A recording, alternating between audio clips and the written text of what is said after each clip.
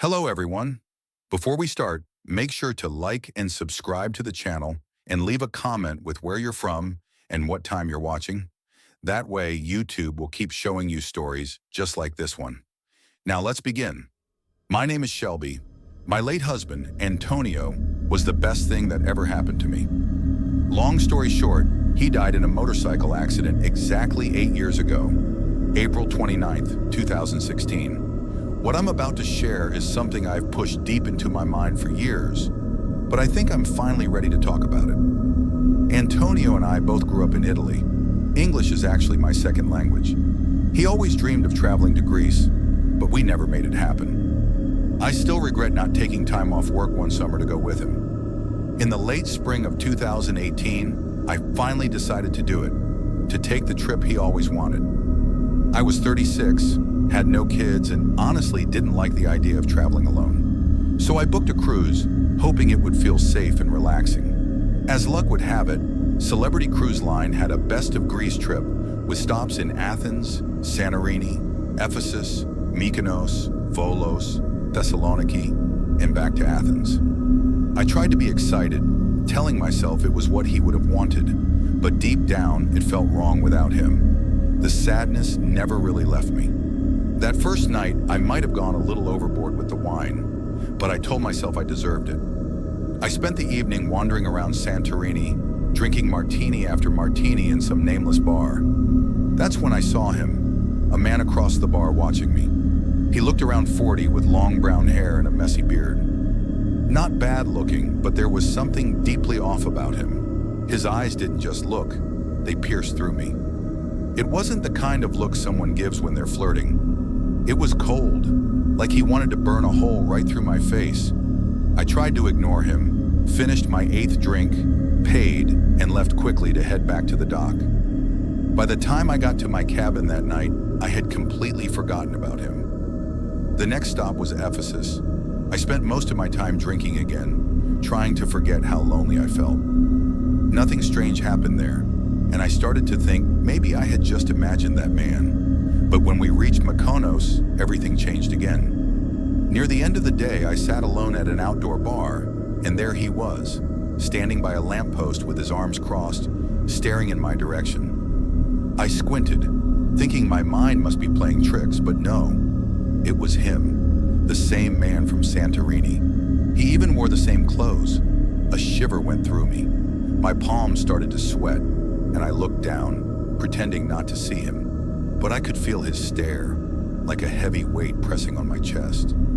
I looked up again, and he was gone. You'd think that would make me feel better, but it only made it worse. My heart was pounding as I looked around, scared he might be closer now. I didn't want to walk back to the ship alone, so I spotted a couple heading the same way, made small talk, and joined them until we got back safely. That night I couldn't sleep. Instead, I wandered the ship, hoping I'd run into that strange man again. I searched every deck, every lounge, every shadowed corner. Nothing. Around midnight, I gave up and went back to my room. The next morning, when the ship docked in Volos, I decided to get some answers. Instead of going into the city, I stayed by the gangway and watched as everyone left the ship, one by one. I didn't take my eyes off a single passenger, but he never came out. I was frustrated and confused. If he wasn't getting off, then where was he? That whole day I stayed near the pool, trying to relax but constantly glancing around, half expecting to see his face. Our final stop was Thessaloniki. I didn't want to waste the last day of my trip hiding on the ship, so I forced myself to go out and explore. I told myself this time I'd avoid alcohol, hoping that would keep things peaceful. I wandered through the streets, admiring the old buildings and the sea breeze. And then, I saw him again. He was standing in the middle of the road, a few streets away, staring straight ahead, arms at his sides.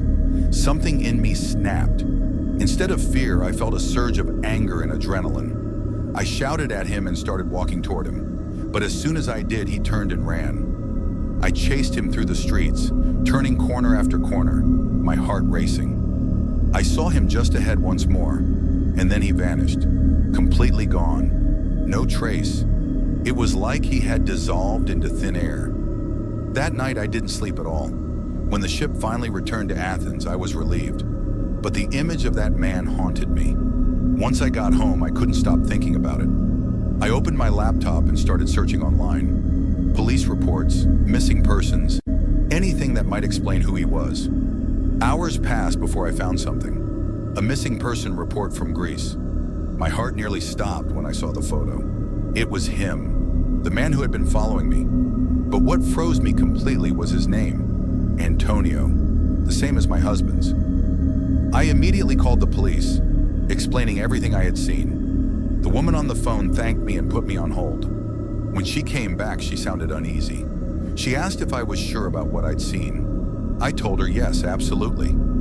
After a long pause, she told me that the case had been closed a month earlier. The man had been found dead in a boating accident off the coast of Paros, Greece. The date of his death? The exact same day and month as my husband's accident, just 2 years later. I hung up the phone shaking, my skin crawling. It felt like my mind was splitting in two. I tried to tell myself I was just seeing things, that grief was twisting my memories. But it didn't feel like that. And then another strange realization hit me. The only city where I hadn't seen him, Ephesus, wasn't even in Greece. It was in Turkey. I've never believed in ghosts, but no matter how I try to explain it, nothing makes sense.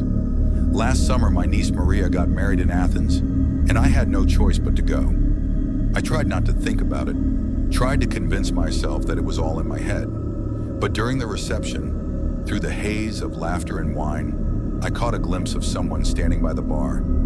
Same long hair, same clothes, staring in my direction. Maybe it was a trick of the light. Maybe I imagined it, but I know what I saw. Whether it was real or not, I made myself a promise that night. I will never ever set foot in Greece again. I'm a senior at Rowan University in South Jersey. My friends in the sorority call me Devin. Last summer, a few of us went on a Bahamas cruise to celebrate turning 21 and finally being free from the nightmare of college exams and drama. The plan was simple: drink, laugh, and have fun. I went with my friends Taylor, Messina, and another girl named Taylor. I never got along that well with one of the Taylors. Let's just say she was jealous and not exactly the nicest person to be around, but I figured we'd manage.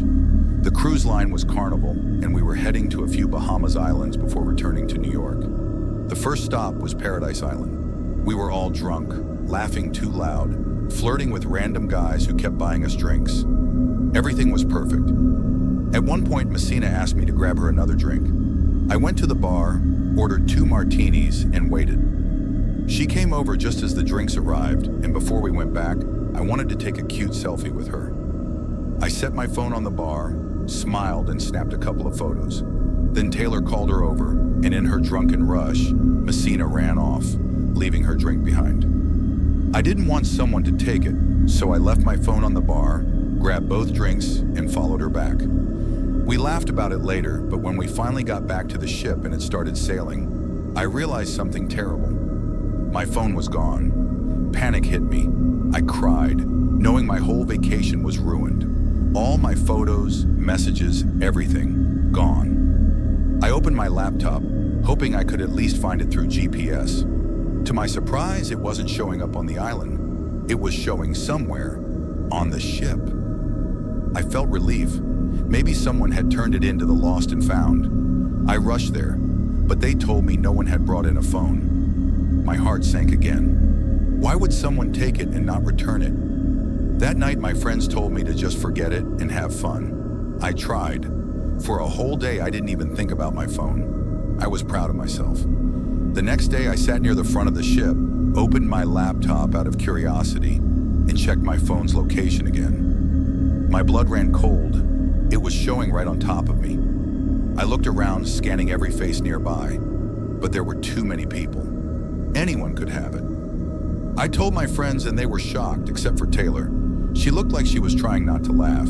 I felt my stomach twist with anger. Why did she find this funny? Later that night, we were all in the arcade at the back of the ship, messing around and playing games. I opened my laptop again. The signal showed the same thing. My phone was right near me. My hands started to shake. Whoever had it was following me. My heart thudded in my chest and I turned slowly toward Taylor. She smirked, just barely, like she knew something I didn't. I felt a chill run down my spine. Maybe she thought it was a joke, but it didn't feel like a joke anymore. I confronted her right there, shoving my laptop in her face and showing her the proof. The tracker clearly showed my phone near me, and she was the only one who'd been that close all day. She rolled her eyes and swore she didn't know anything about it. Then she said something that made my blood boil. She told me it wasn't her fault I was too stupid to keep track of my own stuff. We started screaming at each other, voices echoing through the hallway. I said some terrible things I probably shouldn't have, and she just stood there smirking like it was all a big joke. I demanded that she empty her pockets and her purse. She did it slowly, glaring at me the entire time. My phone wasn't there. She laughed under her breath and called me an idiot again. That was it for me. I stormed off, tears burning down my cheeks. I locked myself in my room and didn't come out the rest of the night. The next 2 days flew by, but I didn't talk to Taylor once. I wanted nothing to do with her. I spent most of the time by myself, sitting by the pool or staring out at the water, constantly checking my phone's location on my laptop. Each time I looked, it kept showing up somewhere random on the ship. It made no sense, but I couldn't stop checking. That night, when I went back to my room, something strange caught my eye.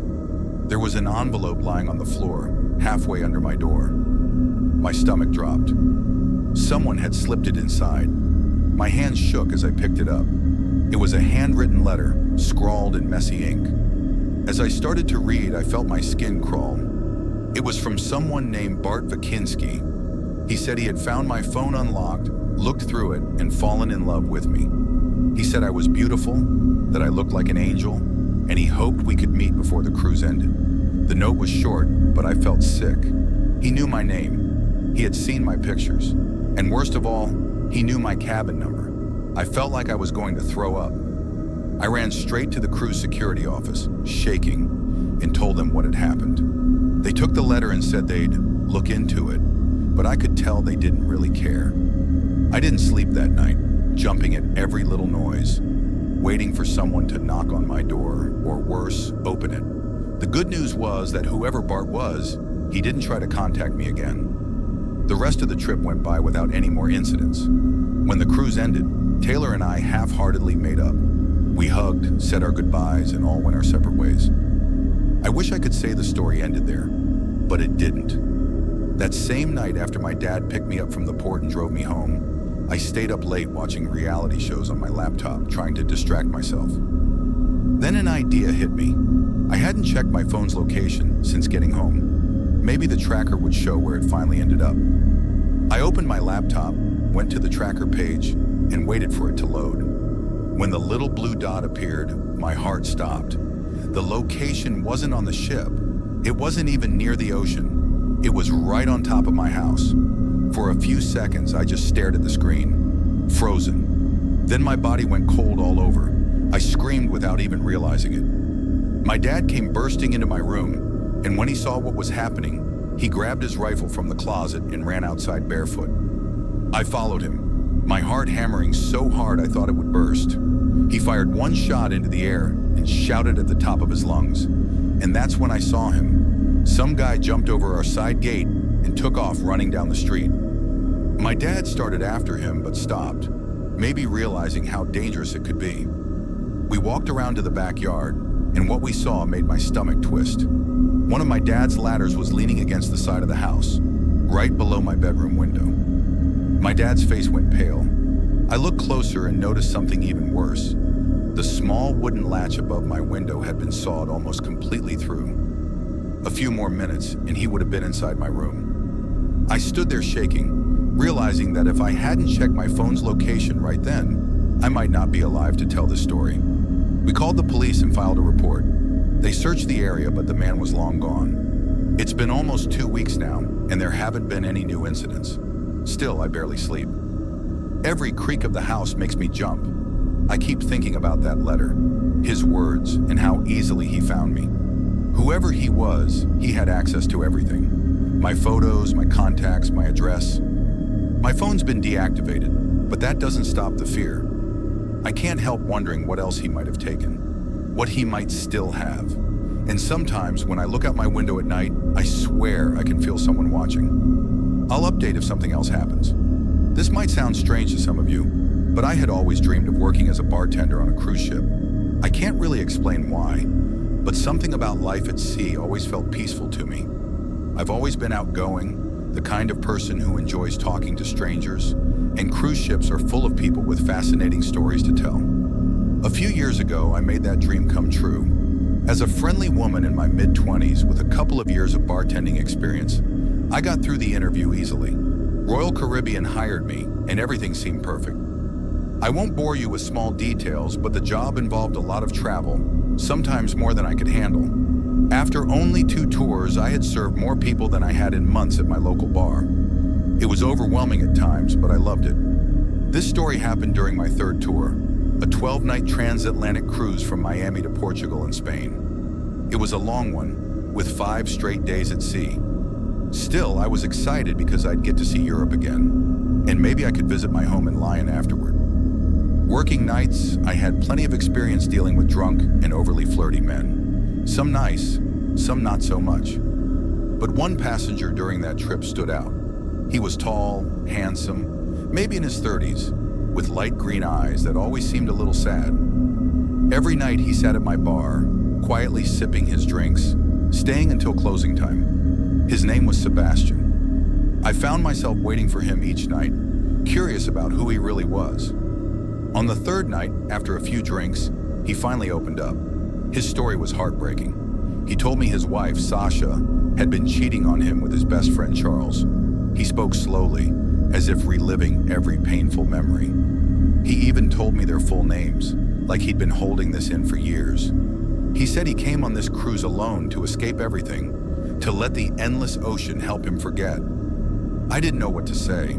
I just kept filling his glass and listening, feeling sorry for him. The night before we were supposed to dock in Ponta Delgada, he thanked me for keeping him company. "You've made this trip bearable," he said softly. Then he smiled and offered to buy me a drink. Normally I'd decline, but something about the way he said it felt genuine. He didn't seem like the others who flirted for attention. I agreed, telling him it was nice to help him through such a hard time. Usually I'd pour my own drink, but he insisted on doing it himself, saying it was the polite thing to do. Against my better judgment, I let him step behind the bar. He mixed the drink carefully, then handed it to me with a small smile. I took a sip. It tasted perfectly fine, but within minutes I started to feel strange. My head grew heavy, my vision blurred. I tried to grab the counter, but my body wouldn't listen. Everything went dark before I could even call for help. When I woke up, I was in my cabin. My head throbbed and my stomach churned. The room looked like a storm had torn through it. Panic rushed over me when I realized I was tied to my own bed, a towel stuffed into my mouth. I squirmed, trying to free myself, terrified of what might have happened. When I realized my clothes were still on, I felt a wave of shaky relief. An hour later, room service found me and untied me. They said I'd been missing for nearly a day. By then, the ship was already pulling away from Jamaica. My heart was pounding with anger and fear. How could I have been so stupid? I trusted him. My jewelry, my phone, my cash, everything was gone. Even the safe was emptied out. Security took it seriously, reviewing footage from the night before. They found out that Sebastian had disembarked early in Ponta Delgada and never came back. They told me not to talk about it to anyone, promised to handle it quietly, and even offered me money to stay silent. They said they'd find him eventually. Weeks passed, and Royal Caribbean updated me about the investigation. They had a name, a passport, everything, but things didn't add up. The man who called himself Sebastian had a clean record, no history of crimes, not even a speeding ticket. The police in Portugal searched for him but found nothing. When U.S. authorities got involved, they traced his address only to find he'd moved out a month before. He left no forwarding address, no belongings. Even the phone number on file was disconnected. It was like he'd erased himself from the world. Every lead went nowhere. I was furious. How could someone vanish so completely after what he did to me? I took time off work to recover and distance myself from the nightmare. But then things got worse. About a month later, I came home to find a blank envelope waiting by my door. Inside was a single photo, me walking to my car after grocery shopping. I froze. My heart started pounding so hard I could barely breathe. A week later, another envelope arrived. This one had a picture of me at the mall. After that, they came one after another. Photos of me taken in public, always when I wasn't looking. Every picture made me feel like he was standing right behind me, watching. I couldn't sleep, couldn't eat. I was terrified to leave my house. I didn't tell anyone at first because I didn't even know what to say. But after the 6th photo arrived, I went to the police. They filed a report, but it didn't help much. They said they'd keep an eye on my case, but I could tell they didn't know what to do either. Then one night, I heard soft knocking against my bedroom window. My blood ran cold. I froze, too scared to move. I knew it was him. The police searched afterward, but found nothing. That was the moment I knew I couldn't stay there any longer.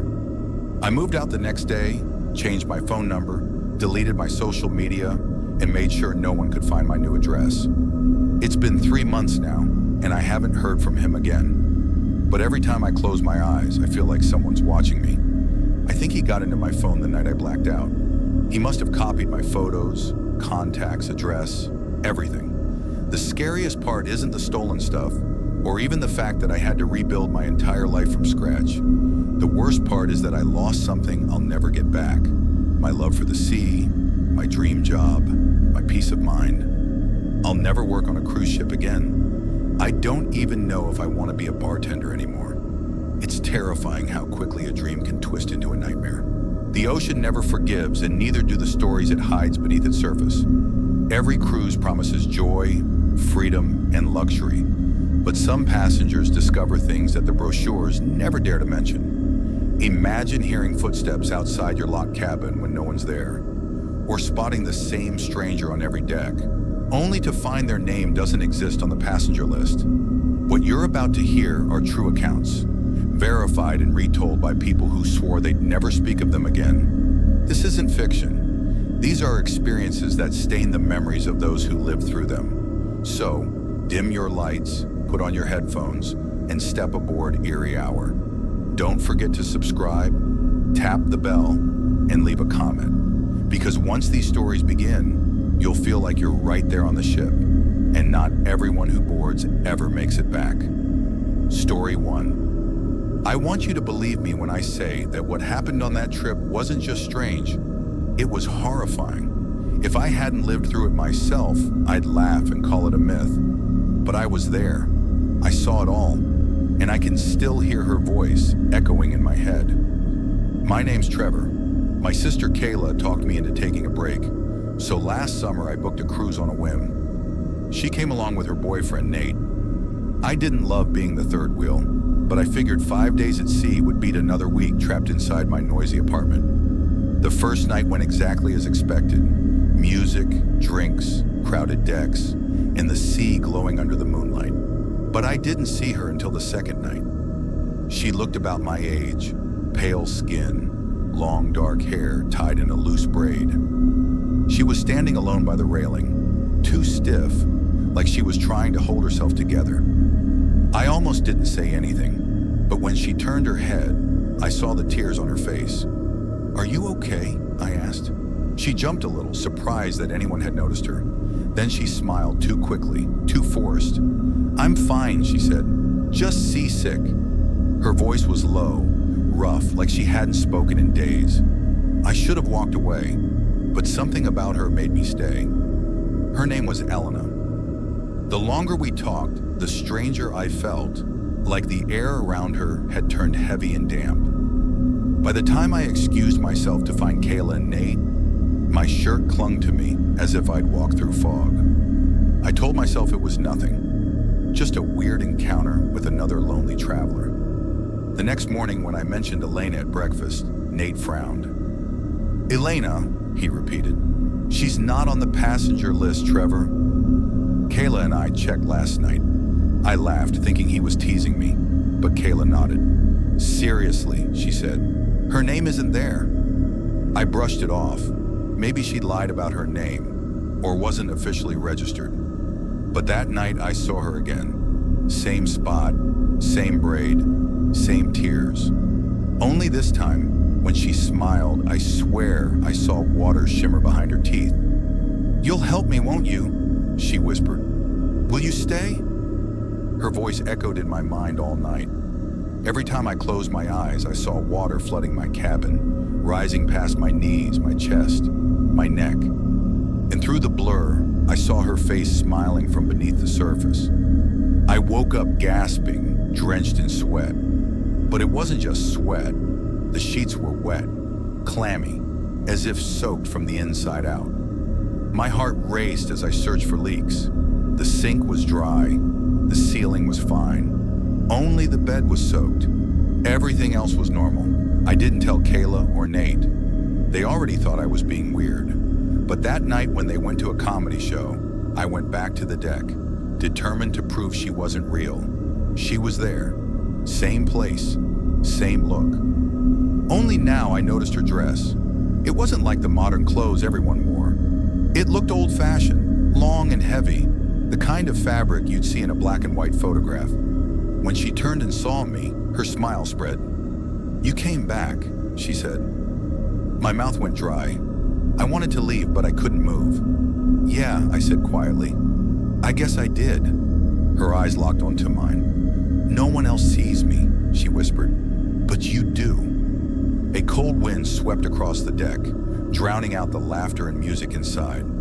I turned for a second toward the doorway, but when I looked back, she was closer. "Please," she whispered, "don't leave me here." She reached out her hand. In the dim light, her skin looked normal, pale and delicate. But when her fingers brushed mine, ice-cold water ran down my wrist and soaked my sleeve.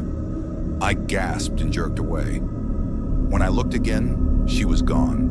No sound, no shadow, only the wet mark on my arm, dripping onto the deck. I froze there, heart racing, feeling her presence in the air, like she hadn't disappeared at all. Just slipped beneath the waves, waiting. The next morning, Kayla spotted my damp shirt hanging on the chair. "What's this?" she asked, frowning. "Why is it wet?" I panicked. "I spilled a drink," I said quickly, but she didn't believe me. Nate just gave me that look that said he thought I'd lost it. Later, we decided to take a walk along the promenade to clear our heads. It should have been a normal sunny afternoon at sea, but Kayla suddenly stopped. She was staring at a glass case full of old cruise ship relics. Inside, there was a cracked, sepia-toned photo of passengers from decades ago. They were smiling, posing on the deck. And there she was, Elena.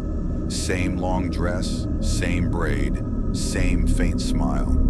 Kayla leaned in, whispering, "She looks exactly like the girl you described." My stomach twisted.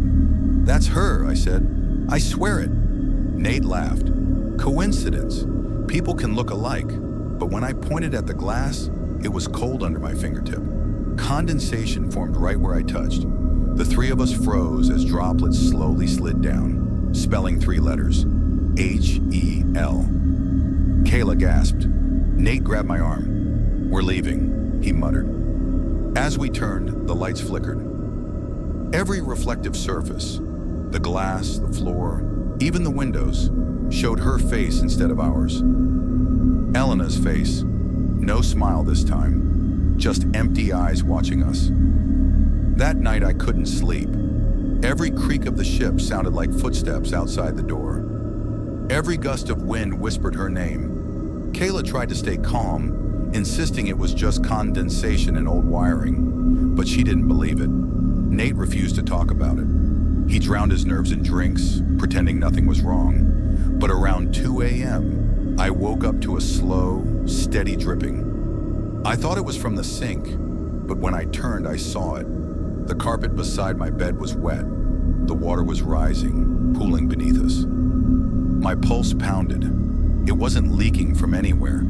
It was coming up from below. And that's when I saw her. Through the balcony glass, standing outside in the dark, Elena. Her hair hung wet over her face. Her fingers pressed against the glass, her lips moving silently.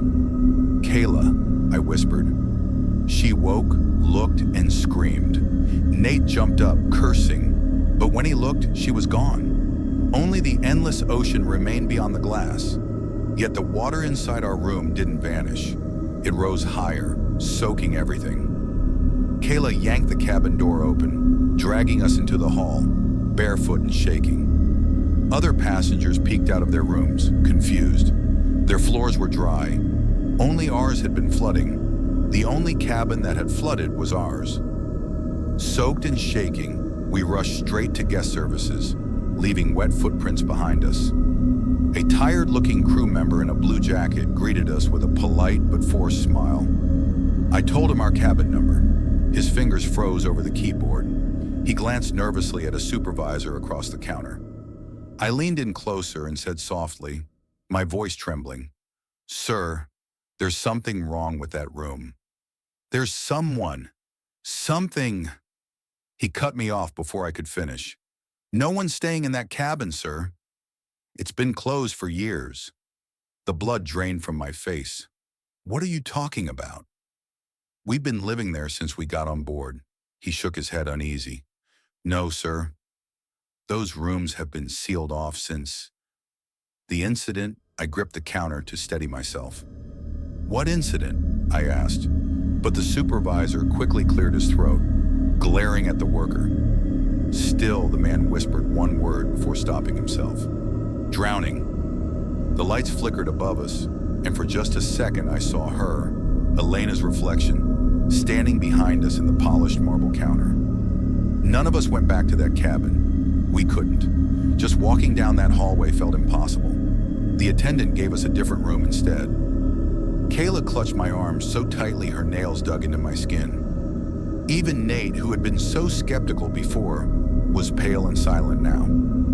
They led us to another deck. None of us spoke. The silence on a ship that size can feel heavier than noise, like it's pressing against your chest. That night I was jolted awake by the soft, mechanical click of a camera shutter. Click, click, click. My chest tightened. I turned toward the sound. It was coming from the balcony. Kayla was asleep beside me. Nate was snoring on the other bed. My heart pounded as I got up and pulled the curtain aside. Elena was standing outside, but she wasn't just staring this time. She had a camera in her hands, my camera, the one I'd left behind in the old room. Even through the glass, when the flash went off, it felt like it burned right through my eyes. When I blinked, she was gone, but the camera wasn't. Its strap was coiled on the balcony floor like a snake. Against every instinct screaming in my head, I opened the door. The air outside was cold and salty. The camera was freezing to the touch, wet as if it had been pulled from the sea. My hands shook as I scrolled through the pictures. They weren't hers. They were mine. Photos of me, sleeping, eating dinner, laughing on the deck. Every moment since we boarded, captured from strange, impossible angles. And in every shot, her reflection lingered behind me, smiling. My breath caught in my throat. I dropped the camera like it was burning my skin. Nate sat up, startled. "What's going on?" Kayla whispered, her voice breaking. "She's not letting us go," she said quietly. "She wants something." Before I could reply, the ship groaned, a deep metallic sound that made the walls tremble. The lights flickered once, then went out completely. Darkness swallowed everything except for the faint blue glow of the moon through the window. Then the water returned, but this time it came from above. It poured from the ceiling like a waterfall, heavy and ice cold. Within seconds, it was up to our knees. We climbed onto the beds as waves sloshed around us, soaking everything. Outside, the wind howled. The balcony door burst open, slamming against the wall. And there she was, Elena, standing in the doorway, her eyes black and endless, her body dripping. Her lips moved, and for the first time I heard her voice, soft and gurgling, like she was speaking through water. "Go home." Then everything happened at once. The flood swallowed the room. Nate fought against the rising water, shouting. Kayla's fingers slipped from mine. I tried to grab her, but something pulled me toward the balcony, toward Elena. Her arms were open, waiting. Behind her stretched the endless, dark ocean. Then there was silence. When I opened my eyes, sunlight was streaming in through the curtains. The cabin was spotless. The floor was dry. Everything looked as though nothing had happened. Nate and Kayla were gone. Their beds were neatly made. Their clothes and bags gone too. Only one thing remained on the nightstand: the camera. My hands trembled as I picked it up. A new photo had printed overnight. It was me, standing alone on the balcony. Elena's hand rested gently on my shoulder. Her reflection hovered behind us. And beneath it, written in faint, salt-smeared ink, were the words, "Last passenger boarded." I've always been a skeptic. Ghosts, curses, stories about haunted ships. None of it ever made sense to me. I believed everything had a reason, something logical to fix or explain. Back in Denver, I worked in IT. My whole life was about isolating problems, debugging them, making them disappear. If I couldn't identify the cause, it didn't exist. That belief shattered after a cruise I took last summer with my younger sister. Her name is Mia. She wanted to celebrate her 21st birthday and her graduation before starting her career. A 7-day Caribbean trip sounded harmless. Sun, music, food, the open sea. What could possibly go wrong? The first 2 days were perfect. Crowded buffets, poolside drinks, and sunburned laughter. But something about the ship felt wrong to me from the start. There was too much glass, mirrors, windows, polished metal. Everywhere I turned, something reflected my face. It felt like the ship itself was watching us, like we were walking through a floating maze of reflections. It began on the third night. Mia and I had just come back from a late comedy show, still laughing and tipsy. She stopped suddenly in the hallway, staring into the large mirror outside our cabin. Her smile faded. "What's wrong?" I asked. She didn't answer. I looked too, and froze. Our reflections stared back at us. But there was someone else. A little girl stood behind us, barefoot, pale. Her wet hair clung to her face like seaweed. She looked like she'd just climbed out of the ocean, and she was holding Mia's hand. I spun around, but the hallway was empty, silent. Carpet, doors, nothing else. Yet when I looked back at the mirror, the girl was still there. She smiled faintly like she knew we could see her. Mia yanked her hand away, trembling. "Did you see that?" she whispered. I couldn't lie. I had. Even though I wanted to believe it was just a trick of the light, I knew what I'd seen was real. Her face, her smile, was full of something heavy and strange. When we went inside, Mia turned on every light and shut the door tight. I tried to calm her down, saying maybe it was a reflection from another passenger, but even I didn't believe it. The hallway had been empty. That night I couldn't sleep. The hum of the engines pulsed through the walls like a slow heartbeat. Every time I closed my eyes, I saw the girl's pale face flashing out of the dark. Around 3 in the morning, I rolled over and froze. The black TV screen across from the bed was reflecting the room. I could see the faint outline of our two shapes sleeping, and a third, smaller, figure standing near the bathroom door. I sat up fast. The reflection vanished. The screen showed only static. The next morning, Mia barely spoke. She didn't eat. She just stared at the mirror on the wall. I asked if she'd seen anything, but she just shook her head. Her silence told me everything. By day 5, the laughter was gone. We avoided mirrors and windows, walking quickly through the halls with our eyes on the floor.